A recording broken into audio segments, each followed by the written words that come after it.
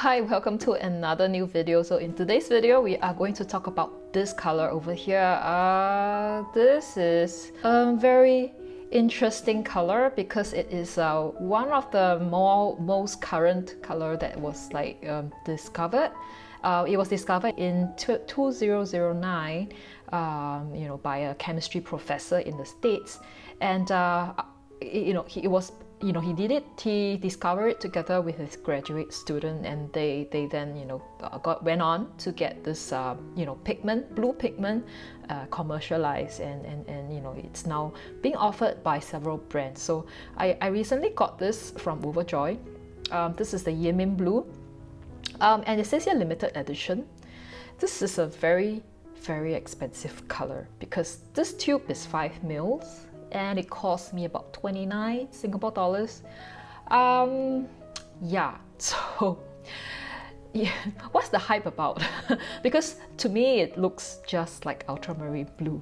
So in today's video, I'm going to look at this and compare it with the other blue colors, the other, the ultramarine light colors over here. And we are going to try to see if there are any difference.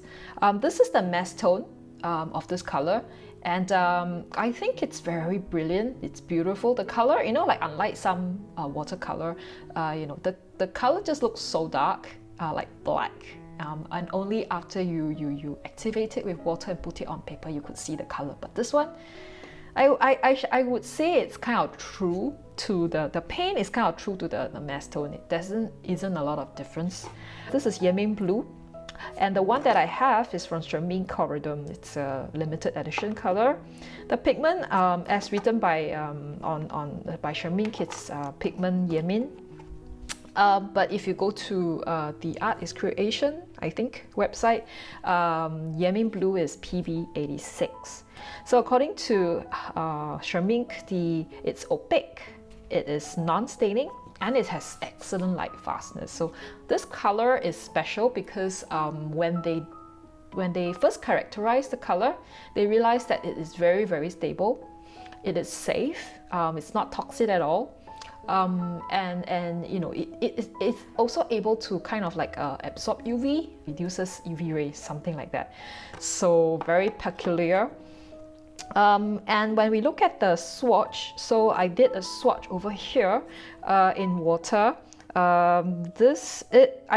If you compare the two lines at the top, I would say that it is slightly opaque, not as opaque as those colors that you actually have white added to it, but it is slightly more opaque. It feels like there is some kind of coverage on the two lines. So this is the first line is before painting, and this is after. So you could see the difference. Water in paint in water, water in paint test. There is the particle size distribution is the range is not too big. So you do have the little particles, and then you have slightly bigger ones. So I would say granulation is just okay, slight granulation. And when you look at the water in pigment, you do see some of these gets pushed off, and you get this really nice, cauliflower, I call it. And regarding staining, I could get some colors out. So, but that's all. I use a cotton bud, and that's all I could get. After scrubbing it for I think twice. So I would say staining and slight staining. And if you look at the gradient, flow test, there isn't the distribution isn't very, as I said, the particle size distribution is not too wide. So you do get kind of a uniform color, when you do this test. Next, we look at the mixtures. Right, so when we mix it with the 12 colors of the rainbow, I particularly like the mixture with the orange and the red, especially the orange. This is really nice. And of course you get these greens. with the yellow and also the green gold, so you get this kind of nice green color. And also with the red, the queen rose, you get a really nice violet magenta color. And then if you look at the similar colors, here are all the I really like reddish blue. So if you look at the similar colors, we do have you know, the ultramarines. So we have the ultramarine light, ultramarine deep. So the difference is slight, very slight, with the ultramarine deep being more red. And then we also have you know, cobalt blue. So there are actually two cobalt blues here, the cobalt blue deep. So the blue deep is the one from Schmincke, and it's the reddish tone. And the cobalt blue here that I have, the normal cobalt blue, is from YInMn, and it is slightly less. I think it's more to the yellow range. I don't know if that's the right way to describe it, but non-red. And of course, we have this one that I just throw in, like lapis lazuli and smalt. And lapis lazuli is from Schmincke, so that's like the original ultramarine blue, like reddish blue color. Smalt is from Newton, and this is more reddish, just kind of like violet already. So these are the similar colors. So, but if you compare the YInMn blue to these similar colors, I would say it's pretty close, probably closer to the ultramarine and the cobalt blue deep color. Yeah, if you look at that. This segment, I will just probably go through how the mixtures look like, because we do have, I think I just pulled out all the close colors, you know, to compare with YInMn blue. We have the Daniel Smith French ultramarine. The cobalt blue I have is a sample. It's YInMn color. And this is a cobalt blue deep, and this is for Schmincke. So this is like my favorite reddish blue color. Very often we will mix ultramarine with these colors, so the yellow, red, like a queen rose color, and burnt sienna.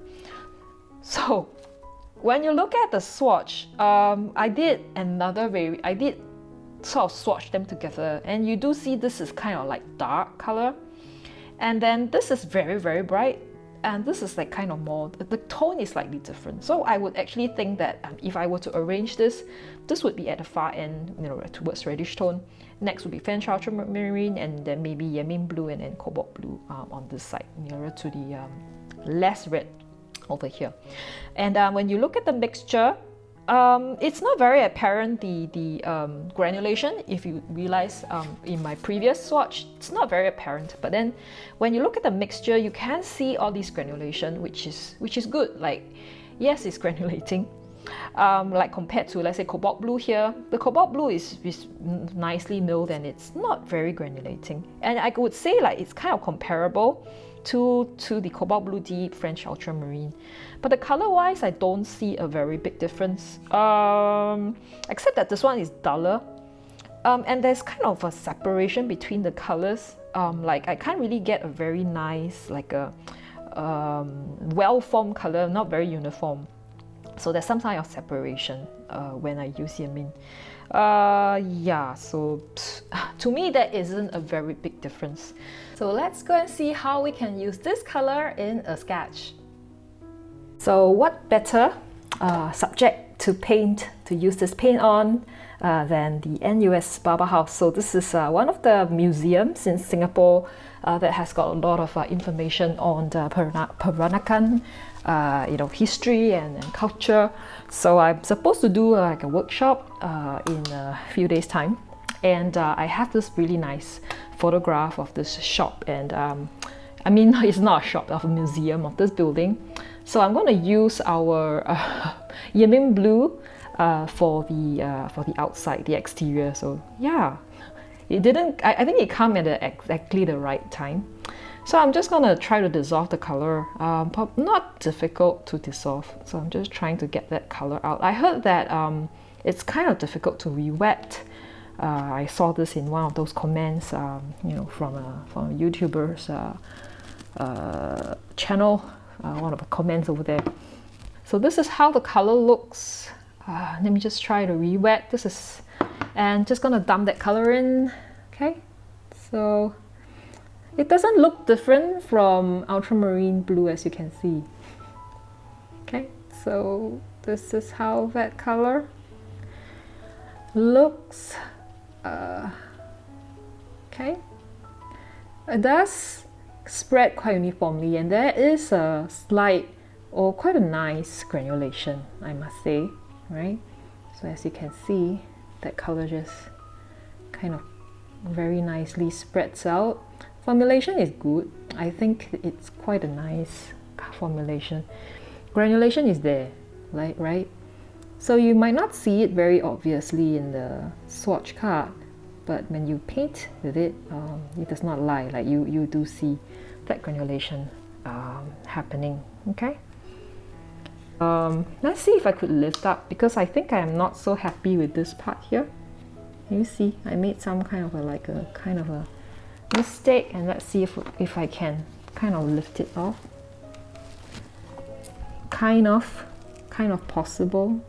So a bit of staining, just a tiny bit.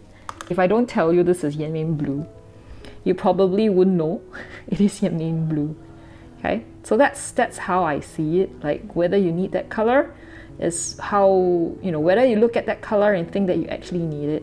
Is it different? Do you have anything that is similar in your palette? If you have something similar, you know, then why waste that money? You could buy something that you don't have, you know.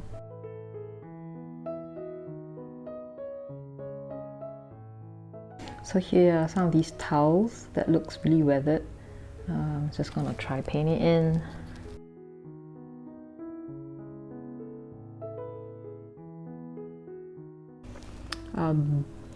So we have like a Christmas feel. I think this does give it kind of a Christmas. That does make it look a bit Christmassy in a way. So, you know, the thing about this color is because it's opaque, you can kind of build it up. So unlike, you know, I think unlike ultramarine blue you can't really build up because it's transparent. The more you try to build up, you know what you get? You get very patchy. You get the whole thing just looks kind of, you know, you push the stuff around and it doesn't get darker. I don't know if you know what I mean. But with this color, you can create some kind of like a dark tone. If you can just, you know, slowly top it up and add, and you get something totally, you know, dark that you can work with. My final conclusion. So after using this in a sketch, using a different paper, I realized the granulation is much more than I have seen in my swatch. And some of these granulation are really, really beautiful and subtle. So I quite like it. This YInMn blue has got quite a nice granulation. And another thing that I like about it is that you can, because it's opaque, so you're able to pile on the colors and you can get opaque, you know, strong colors, and that would really show in your sketchwork. So if you're struggling to get this kind of really strong color, do give this YInMn blue a try, because I don't think you can get something like that with the ultramarine blue.